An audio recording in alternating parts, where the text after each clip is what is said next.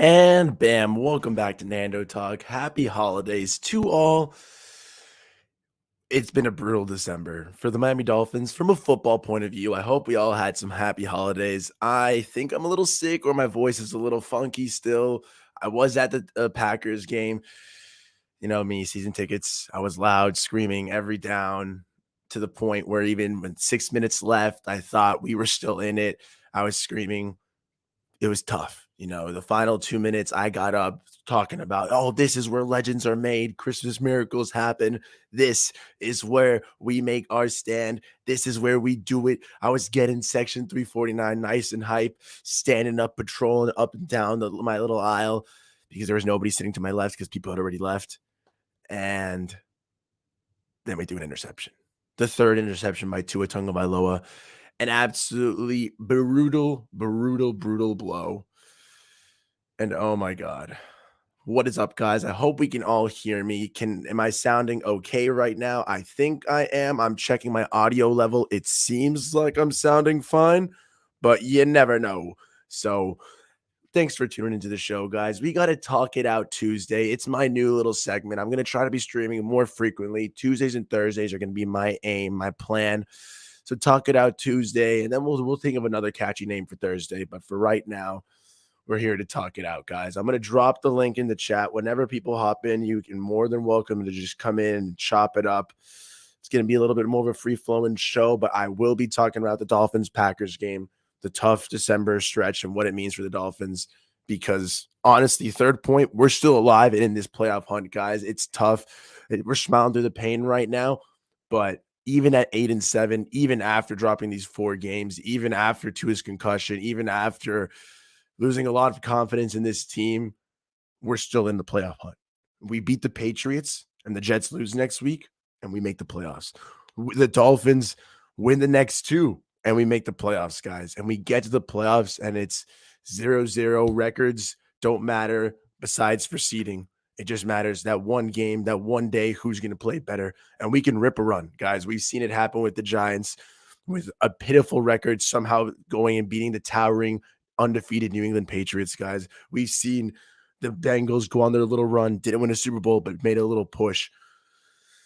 Mathematically, we're in the live for the playoffs. And if we get to the playoffs, guys, all bets are off. Anything can happen. This Dolphins team, when it's been clicking all 4 quarters, when we play that good complementary football, which is a rarity for the Miami Dolphins. But when it happens, it is absolutely beautiful to watch. Poetry in freaking motion. And we can hang with any team. We've seen those glimmers when we came back against the Ravens, when we've beaten the freaking Bills that first week. And then when we almost beat the Bills in Buffalo, guys. When this team is clicking, they can hang with anyone or beat anyone. And I need to see that again, bro, because tough 4-game stretch this last cut. Finn's in the house. What is up? Thanks for tuning in right now.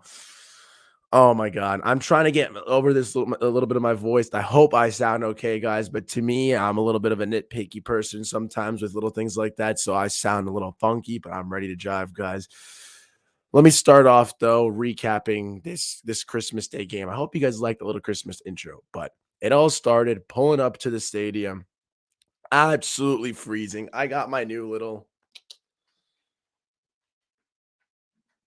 the Waddle sweater. You know, it's a vibe. I've been wearing it a lot since Christmas, having to run it through, keep it clean. But thank you for the laundry services. We can keep it nice and clean because it's a too fresh of a sweater. I love to wear it. It's probably one of the only cool things about Christmas, besides the freezing cold weather. Getting there at 10 a.m., about 45, 50 degrees. Drinking nice cold beer, though, was a nice time. And then thank you. Shout out my boys, Alan Young and the Uncle Bob Young. If you guys watch this, shout out Michael. Thank you for making me freaking sausages. Look at that. Look at that. Look at that. That was my Sunday morning. This is what I thought. Okay, it's a nice Christmas. We're at Hard Rock, baby. I'm out here. I'm eating my favorite meal. Little chicken, little biscuits and gravy. We're out here. And then it all went downhill, guys. Well, not all initially. That first half, it seemed like the Miami Dolphins were up and we were in it up 20-10. there was no reason to believe that the Dolphins weren't going to go out there and mollywop the Packers. Jalen Waddle was on point, on fire, taking a nice 80-yarder to the house. The stadium was getting amped. We were playing the Christmas music. We were getting up and pumped. The defense was doing what it had to do. And Aaron Rodgers was visibly frustrated in the second quarter. And that's what I'm saying. When this team clicks, we're rocking.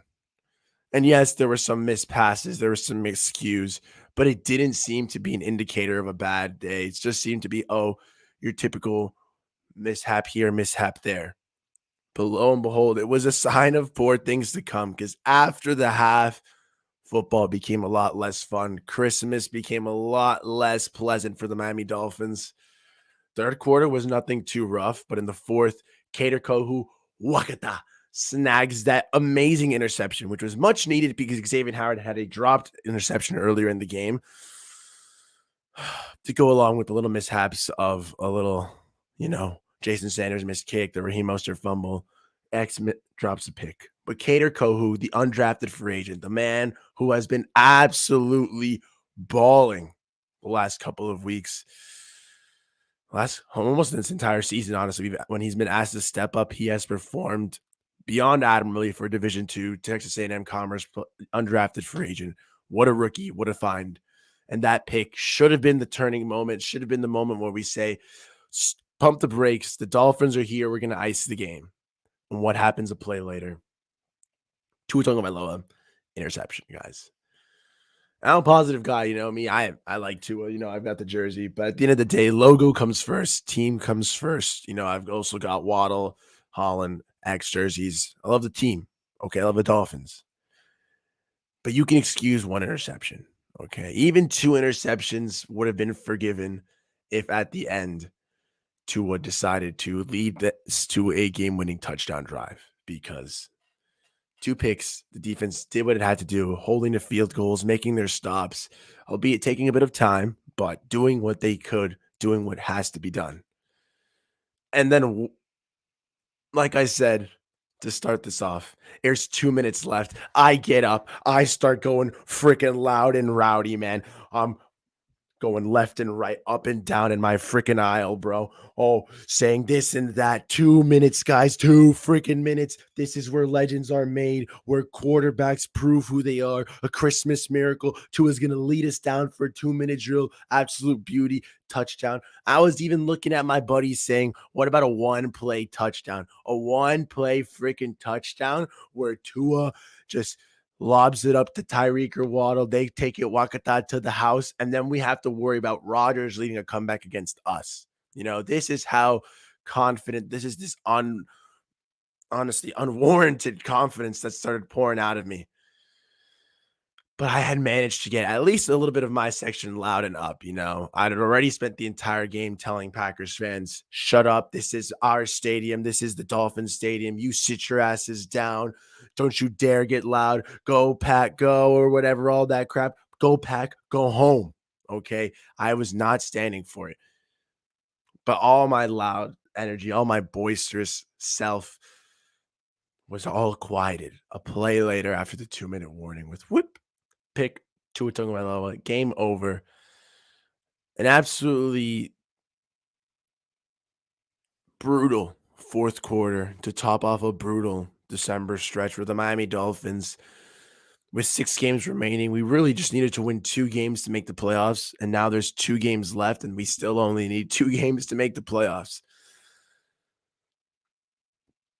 And it was a tough Christmas, guys, walking out of that stadium. Thankfully, classiness from the little classiness. Sorry, my buddy Spencer called. Shout out to the Fumble Brewski. I'm going to text him right now telling that I'm live on air. But thankfully, the classy Packers, I'll give them that. They did not rub it in our faces too much. What's up, bud? Come on,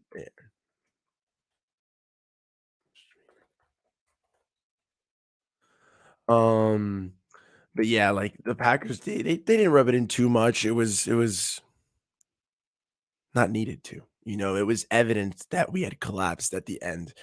And we can talk about wanting to run the ball more. We could talk about adjustments needed to be made by coaching. We could talk about the fact that the defense at times, hey, it was 20-10, and then They did let up 16 points in the fourth in the second half, but we didn't put up any points on offense in the second half. There's been a lot of talk about Tua not being able to throw into windows and anticipation. All this. Fact of the matter is, we got to adjust. Whether it's the quarterback adjusting, whether it's McDaniel adjusting, the Dolphins have to just adjust. And as I say this, I can't even believe I haven't even begun to remark on the fact that Tua Tagovailoa actually is now in the concussion protocol for the second time this season, because against Buffalo week 3 was back spasms. The concussion comes week 4 against Cincinnati. There was a lot of what to do, hubaloo, who's right, who's wrong, but that's what it got sorted out to was back spasms week 3, concussion week 4. But that concussion was severe enough that he missed several games. And now this concussion, who knows what's going to happen? But if he misses against New England, well, then we've got to play Teddy Bridgewater or Skylar Thompson, and that is not a lot of confidence in them. But like I said, I'm a fan of the team. I'm a fan of the logo first. So whoever starts, Teddy, Skylar, whether it's Cedric Wilson out there slinging the rock, we as Dolphins fans have to support them, have to back them up as the starting QB of the Miami Dolphins, okay? Whichever Dolphin is leading our team to victory, that's all that matters, okay? Like, Tua, I wish you a speedy recovery. I hope you the best. I'm not going to sit here. I'm not a doctor. I haven't evaluated Tua. I don't know him. So I'm not going to sit here and sit all high and mighty and say, well, Tua should retire. That's the best thing for his family, because one, we don't know. We haven't evaluated him. We're not this doctors. I'm not bringing this back after week 4 where everybody's suddenly a doctor. Everyone suddenly knows how to judge a head injury. No. Okay, whatever he does is his decision. If Tua is cleared and wants to play, he plays. If Tua is cleared and doesn't want to play, he doesn't have to play. If Tua wants to stop playing football, Tua can stop playing football. If Tua wants to play football for the rest of his life, let him do that, okay? Whatever Tua wants to do, as long as it's medically safe and medically sound, then you let Tua do. Okay. Just like every other player, just like every other injury in the NFL, just like every other concussion. Kenny Pickett's come back from 2 concussions this season. Okay. Matthew Stafford's had 2 concussions, and he's an older player and he still says he wants to come back. Kenny Pickett's a rookie. It all depends on player to player. Yes, there's talks about Luke Kuechly and his concussions and what it pushed him to his retirement. Yes, there's a tough talk about Chris Borland. I remember this young San Francisco 49ers linebacker who, after his rookie or second year, a couple concussions, he said, no more, no mas, I'm out of here. Even returned his money to San Francisco and left the game of football. That's cool. And I respect those players, and you got to respect everyone's choices. But on that same token, respect to his choice. If he decides he's ready and he's going to listen to the doctor and he says, you're good to play, he's good to play. Now on the chance or on the notion that he's not going to play, assuming that he doesn't, assuming that he needs a week to rest, which would suck, because I do think that as terrible as a game as he had in Green Bay, he just came off that semi-decent game in Buffalo. There is those pieces of those elements of Tua that still make this offense dangerous and explosive and electric. And what is up, Flock? Thanks for tuning in, boss man.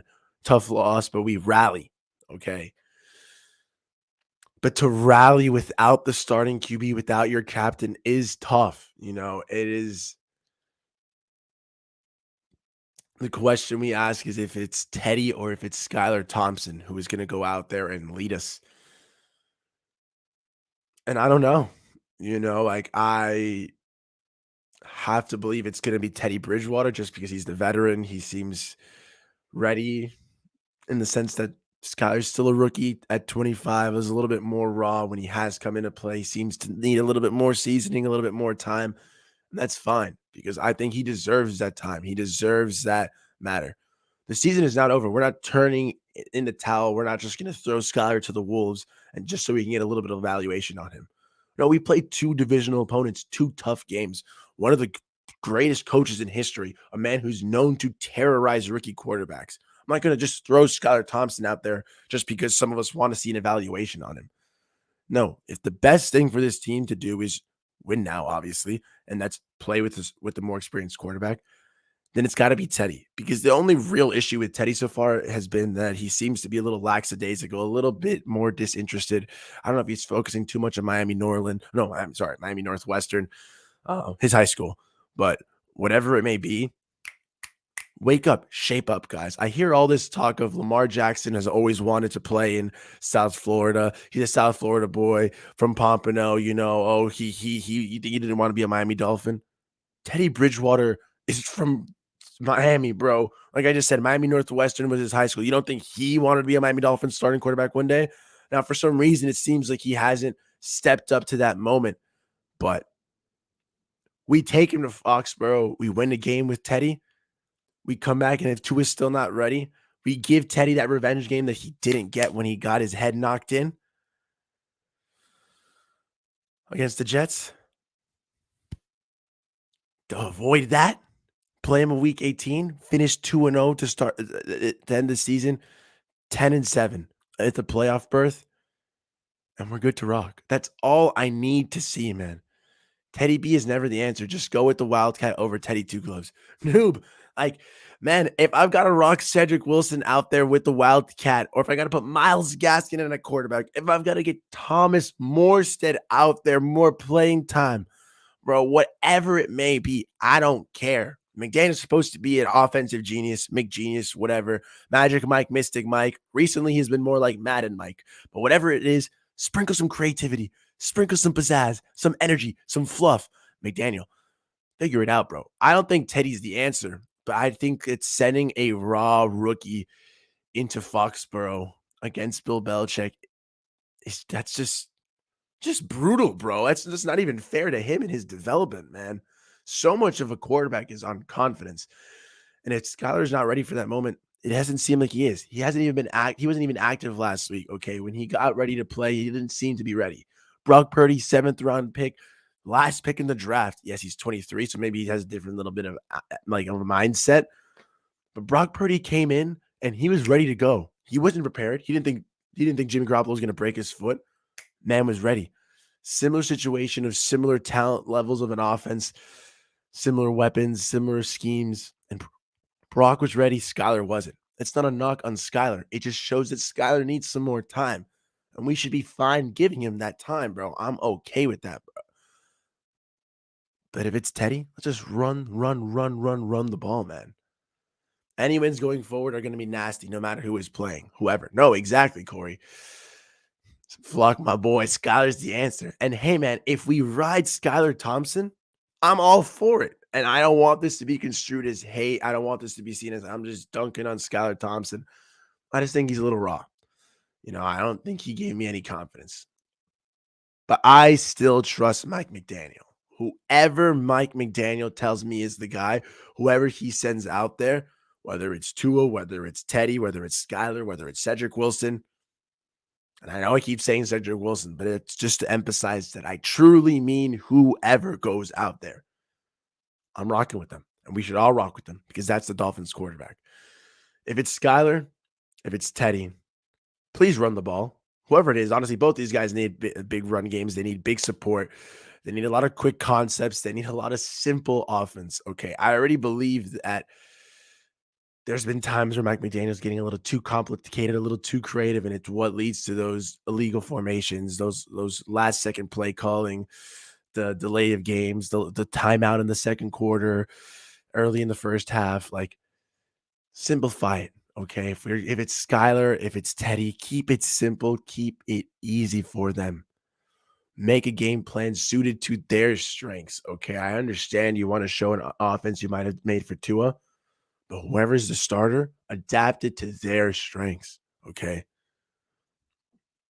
Yeah, Scott was playing well until he bounced his head off a helmet. No, yeah, he played a little tough, I think, against the Jets. Oh, he was a lot better against the Vikings until he had to come out. But nothing too crazy, man. Like I don't think it's this electric.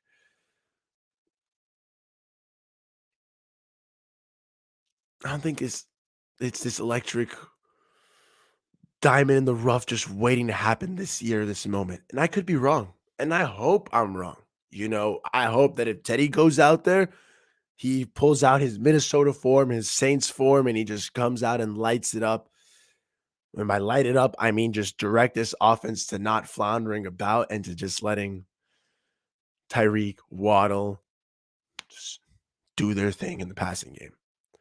If it's Skyler, I hope we find this rookie gunslinger a la Brock Purdy, a la Tom Brady, just a guy with nothing but good, clean football, not worrying about anything about lofty draft status or anything, just playing ball. And I would love to see that from Skylar Thompson.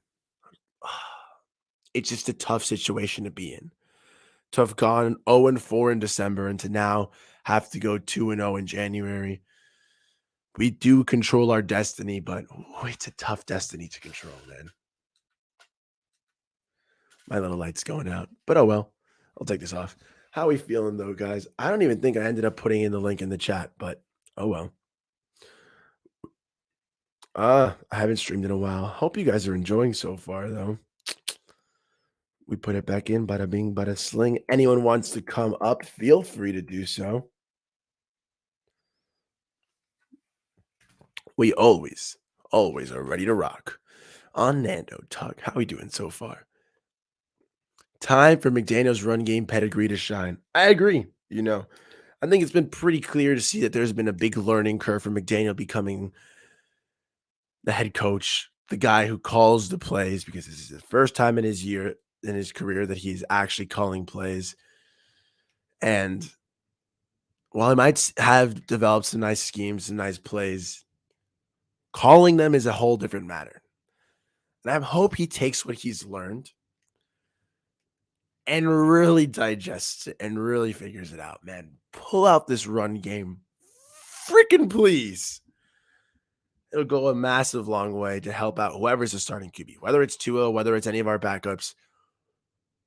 Let Raheem Mostert run. I'm a little mad at him after that freaking fumble, but hey, we saw Savon Ahmed look a little nice in work in weeks past. We haven't seen any Myles Gaskin much this year. Jeff Wilson, when healthy, has run the rock decently enough. Like, our running backs deserve more work, deserve more shine, especially when they've actually been running well. And it's just a shame that we seem to stray away from the run at times. It's just a shame that we can't seem to rely on a consistent run game. And for years, it has been the issue of the Miami Dolphins. I remember thinking, what would we do if Lamar Miller could have run after run after run? What, where is this insistence on just not insisting on running the ball? But then we get Mike McDaniel, and it appears like we're going to just shift identities. We're going to shift back to running the ball. We're going to go play that good football. And no, every time the run game starts to heat up, every time we start to percolate a little bit, every time we start to carry the rock, we stray away from it. Even when we're averaging 4 yards a carry, 5 yards a carry, even when Raheem Mostert's ripping off big runs. And a lot of these big runs are getting taken away by holding calls. So it's not just the runs that are being completed, it's the runs that are being taken away too. The explosion is there. But for some reason, we just stray away from it. And I don't like that. Oh, gotta block this person. But dang, man. The Miami Dolphins are tough. But real quick, before I go on, I want to show how loud I was at the game because it's always appreciated for me. So be careful, be warned. We are about to have a little bit of some loud noises, but if you bear with me.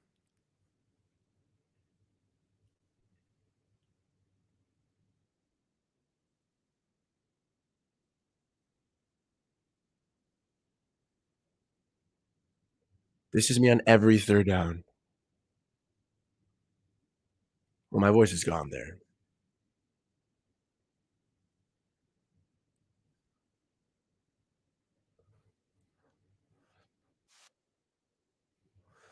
Yeah.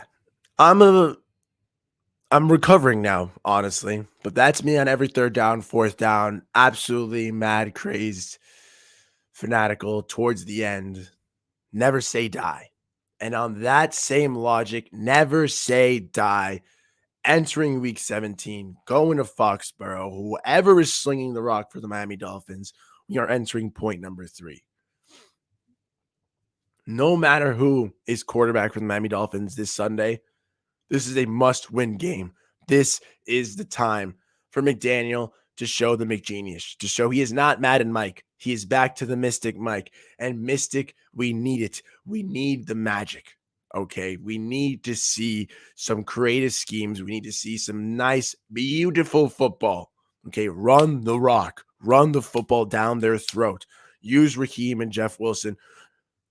Stuff it down the middle, out to the sides, whatever it may be.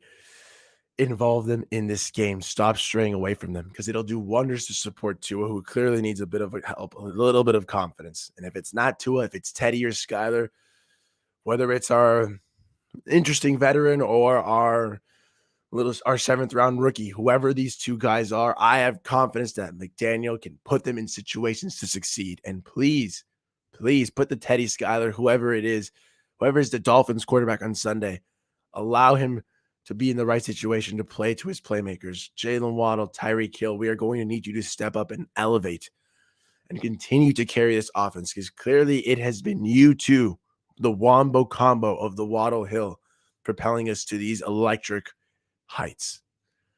Defense. Rattle Mac Jones. The man is not good. Mac Jones is the same quarterback who Bill Belichick said, I couldn't do a Hail Mary because he cannot throw 55 yards. As rough as Tua has been, he is still top 10 in yards, touchdowns, number one in quarterback rating by like 0.3 or something, but still number one. Mac Jones has beyond regressed, beyond terrible, nowhere even deserving of the top 85 players in the NFL. I'm not even sure if he's a top 85 offensive player in the NFL. This man is bad, okay? And now we go to Foxborough. And our secondary hasn't been much better, hasn't been too much prettier. And there isn't a lot of faith, a lot of reason to believe we can beat the Patriots.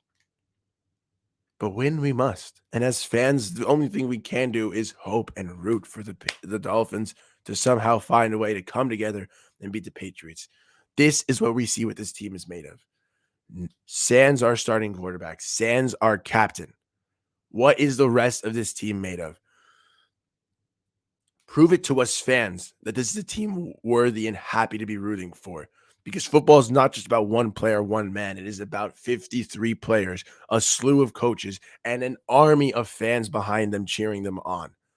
Miami Dolphins, you have an opportunity to prove to us that we still have reason to have faith, to reason to still have hope. Even without our quarterback. Almost in spite of not having our quarterback, prove to us that this is a team that we can get behind, that we can team this way to victory, that we can build this team, and that we have not been stupid to place our faith in this team this year, okay? That whoever's the quarterback next year, I hope it's Tua. I hope he can bounce back and prove that he deserves it. Or maybe it's Skyler. Maybe it's a new veteran. Maybe somehow we get a random rookie. But show that person that next year, the 2023 Dolphins will still have a team that can compete. Because I get you want to throw in the towel this season. I don't think that we're going to win the Super Bowl. Okay. But do enough this season, win games, win a playoff game, make some noise down the stretch to show the fans we're still freaking alive, bro. If you think it's bad listening to me ramble on about being positive here, think about how my season ticket buddies feel. Trapped in a car with me, leaving with traffic, and I'm still rambling, trying to be positive and trying to gush them up, guys. And now it's my turn to gush over the Dolphins here on Nando Talk because it's Talk It Out Tuesday. And I'm talking out these positive feelings still because as frustrated as I am with this Dolphins team, as annoyed, as hurt as I am for having seen us fall so far, how the mighty have fallen. Oh, remember those couple weeks ago where Tua was touted as an MVP, where this team was touted as a Super Bowl contender? Well, that fire may have gotten a massive bucket of water thrown on it. There's still some fire left, still some embers there. Let them respark, bro. Come on. I need that energy again. At 10-7, would it be tough that we added Teron Armstead, Tyreek Hill, that we improved this team, changed our coach, our supposed identity, and we still aren't much better from the Flores era? Of course. But get to the playoffs, win a playoff game, and nothing can touch me. Nothing will bother me. Nothing can break me. The only thing that people have as fuel for touching against the Dolphins right now is we haven't won a playoff game in like 22 years. Win a playoff game, nothing matters. Okay. We're back. We're ready to reload. And we know that we have had a promising start. I ask of you, please remember our expectations at the beginning of this season were just hit the playoffs, be competitive, look good. And I understand after going 8-3, how confident, how pumped we felt as fans that we could readjust to maybe be Super Bowl contenders, at the very least, playoff titans. And now it seems we have fallen so far with the 4 straight losses. This is a streaky team. It would feel different if maybe those losses had been a little bit more spread out, if we didn't have to take the lumps back to back of the Niners, the Chargers, the Bills, the Packers. But we did. But we did take those 4 slaps in a row. It was freaking terrible. Okay. But we're still alive. We're a little battered, a little bruised on the other side into 2023, into January. And it's only because of this new funky seasons and then the new extra week that we saying we are playing January football. But we're playing January football. You tell me December football is important? January football is doubly so. Okay. So the Dolphins, I ask of you as a team, I ask of us as fans to focus on the team, not mainly just one quarterback. Focus on this team finishing out strong and doing what it needs to do. Take care of business away again on Foxborough, beat Mac Jones and the Patriots. Take care of business at home and beat the Jets. 10-7. Make it to the playoffs. Wipe the slate clean. If we play Jacksonville round 1, I think we actually have a strong, solid shot to win, and I'm going. I'm going no matter where we go to the playoffs. Obviously, Kansas City, Cincinnati, a little tougher. Buffalo, a little tougher. But besides Kansas City, I am not afraid of a single team in the NFL in the playoffs. And I'm just not. I might be stupid. I might be naive. I live in La La Land, of course. But I am not afraid of a team once we make it to the playoffs because, like I said, it's any given Sunday or Saturday when you make it to the playoffs. We just got to make it to the dance. Make it to the dance, and it's all up to how well you can dance from there.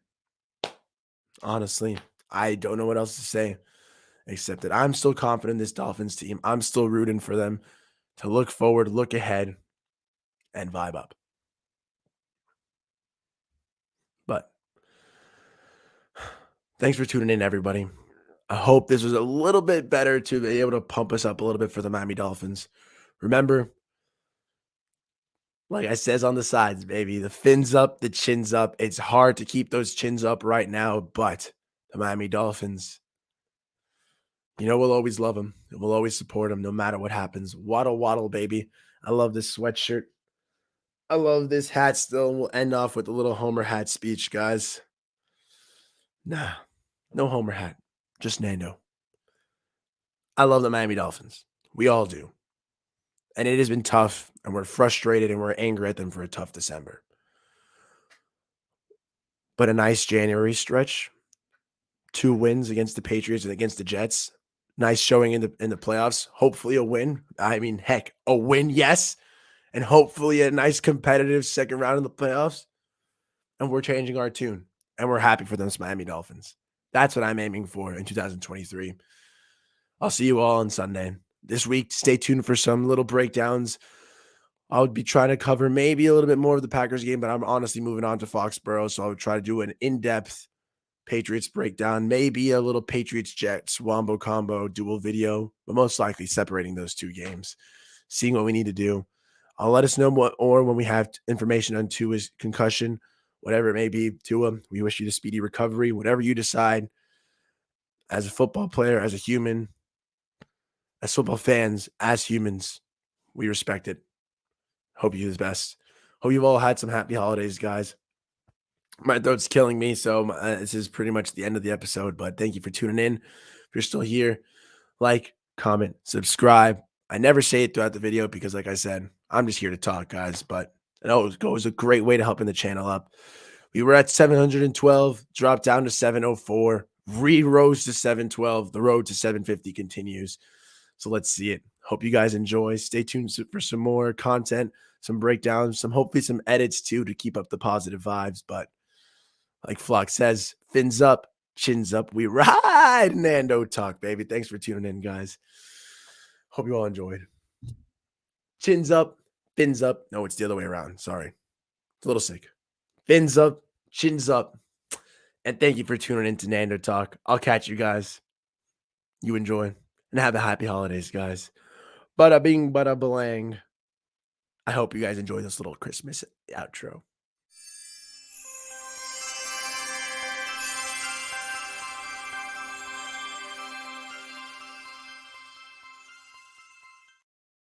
Stay safe, everyone.